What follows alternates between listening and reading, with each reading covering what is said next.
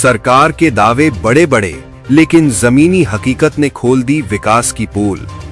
कानपुर नगर की तहसील बिल्हौर से सामने आई ये तस्वीर सिर्फ एक परिवार की कहानी नहीं, बल्कि सिस्टम की संवेदनहीनता का वो काला सच है जिसने इंसानियत को भी शर्मसार कर दिया है। चौबेपुर के गोगूमऊ गांव में रहने वाला दलित मजदूर सुनील कठेरिया पिछले 10 सालों से शौचालय, आवास और बिजली कनेक्शन जैसी बुनियादी सुविधाओं के लिए अधिकारियों और नेताओं के दफ्तरों के चक्कर काट रहा है। लेकिन हर बार मिला सिर्फ आश्वासन, हर बार मिली सिर्फ तारीख और हर बार टूटी एक गरीब परिवार की उम्मीद। सबसे चौंकाने वाली बात यह है कि साल 2016 में ग्राम सभा की खुली बैठक में इस परिवार को सरकारी योजनाओं का पात्र घोषित किया गया था। लेकिन आरोप है कि ग्राम प्रधान और ग्राम सचिव के भ्रष्टाचार ने इस गरीब परिवार का हक निगल लिया। आज हालत ये है कि मां बेटी समेत पूरा परिवार खुले खेतों में शौच जाने को मजबूर है। जर्जर झोपड़ी में जिंदगी डर और बेबसी के साए में कट रही है। बरसात आती है तो छत टपकती है, गर्मी आती है तो झोपड़ी भट्टी बन जाती है और रात होते ही सांप बिच्छुओं का डर परिवार को सोने नहीं देता। दलित मजदूर सुनील कठेरिया का बेटा मजदूरी करता है। जो थोड़ा बहुत पैसा आता है वो बीमार मां के इलाज में खर्च हो जाता है। और सबसे दर्दनाक तस्वीर उस बेटी की जिसकी पढ़ाई सिर्फ इसलिए छूट गई क्योंकि घर में पैसे नहीं थे। कैमरे के सामने बेटी फूट फूट कर रो पड़ी। उसने कहा, नेता आए, अधिकारी आए, सबने वादे किए लेकिन कोई मदद नहीं मिली। परिवार का आरोप है कि भ्रष्ट ग्राम सचिव विनय पटेल ने सरकारी योजनाओं का लाभ दिलाने के बदले 10,000 रुपए की मांग की। 16 मई को भी पीड़ित परिवार की महिला समाधान दिवस में डीएम के सामने पहुंची, फिर एक प्रार्थना पत्र दिया, फिर इंसाफ की गुहार लगाई। लेकिन सवाल अब भी वही है, क्या गरीब होना इस देश में सबसे बड़ा अपराध है? क्या दलित परिवारों के हिस्से में सिर्फ आश्वासन और अपमान ही आएगा? क्या सरकारी योजनाएं सिर्फ कागजों तक सीमित हैं? कानपुर के बिल्हौर से आई ये तस्वीर सिस्टम पर सबसे बड़ा सवाल है। जहां डिजिटल इंडिया और विकास के दावे हो रहे हैं, वहीं एक परिवार आज भी जानवरों जैसी जिंदगी जीने को मजबूर है। अब देखना होगा क्या प्रशासन इस परिवार की पुकार सुनेगा या फिर ये आवाज भी सरकारी फाइलों में दफन होकर रह जाएगी। तो अब जो है हम 2016 से दौड़ रहे हैं और प्रधान जी से बहुत बार हमने कहा कि हमारे घर गिरा है, आवास हमको दे दो। लेकिन प्रधान जी कहते हैं कि जो है अपनी प्रधानी में आवास तुमको नहीं देंगे। फिर हम जो है ब्लॉक प्रमुख के पास गए, उनसे कहा तो कहते हैं कि जो है बन जाएगा बन जाएगा। विधायक जी के पास गए, वो विधायक जी कहते हैं बन जाएगा आवास तुम्हारा बनवा देंगे, लेकिन कोई सुनवाई नहीं होती साहब। और 2016 से दौड़ रहे हैं और घर गिरा पड़ा है हमारा, बत्ती भी नहीं लगी, अंधेले में रहते हैं हम लोग। और प्रधान देता नहीं हमको। क्यों नहीं देता? प्रधान रंजिश मानता है वोटों की, इसलिए प्रधान देता नहीं है। क्या कहता है? प्रधान कहता अपनी प्रधानी में तुमको आवास नहीं देंगे, जहाँ जाना है चले जाओ।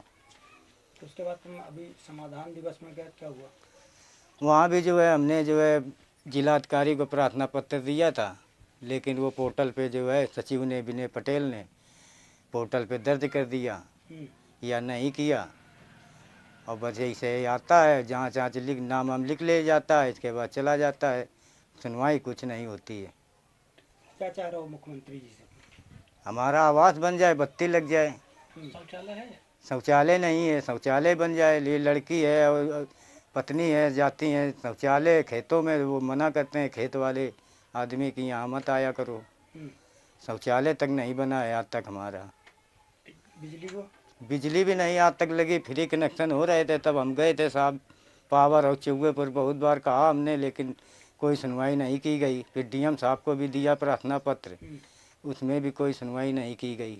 जो अभी कितने दिन पहले तुमने एप्लीकेशन दिया डीएम साहब को? 12 तारीख। क्या कहा था? 12 तारीख को हमने दिया था। डीएम साहब जो है कह रहे थे कागज़ पहुंच जाएगा, लेकिन कागज़ पहुंचा कि नहीं पहुंचा और कोई आज तक नहीं जानकारी, कोई नहीं आया आज तक। तो अब क्या चाह रहे हो तुम मुख्यमंत्री जी से, प्रधानमंत्री से क्या कहना चाह रहे हो? हम मुख्यमंत्री जी से, प्रधानमंत्री जी से ये चाहते हैं कि आवास मिल जाए, बत्ती लग जाए, शौचालय बन जाए। गरीब आदमी हैं हम। क्या नाम है तुम्हारा? फूल दुलारी।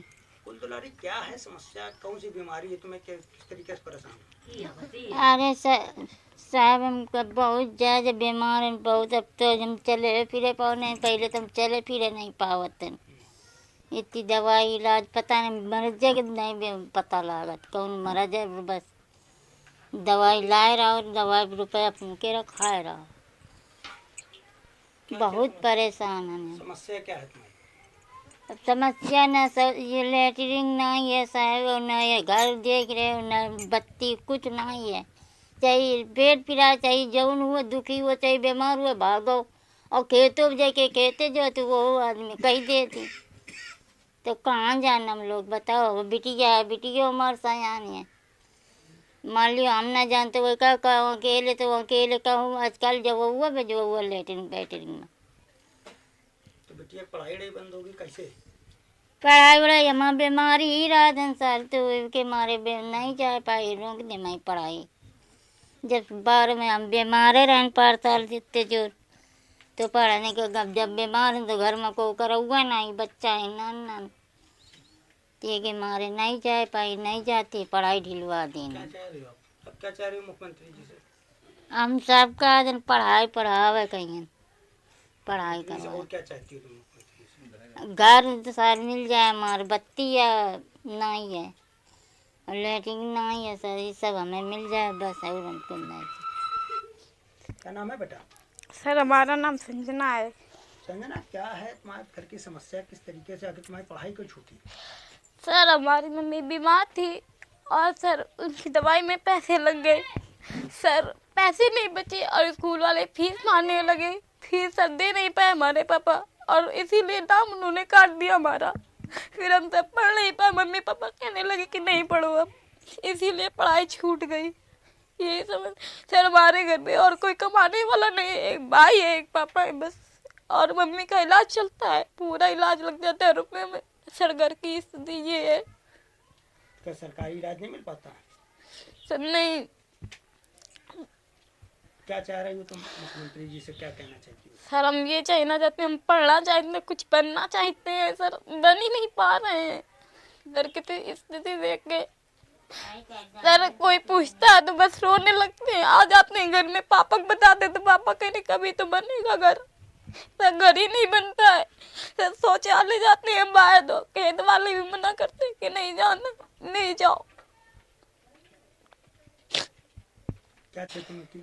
हम ये चाह रहे हैं कि हमारा घर बन जाए, लैट्रिन बन जाए और हमें पढ़ाया जाए, पढ़ाई लिखाई हमारी कुछ बनना चाहते हैं, वरना ऐसे सर 8 तक पढ़े। आज के ज़माने में कोई शादी विवाह नहीं करता है कोई।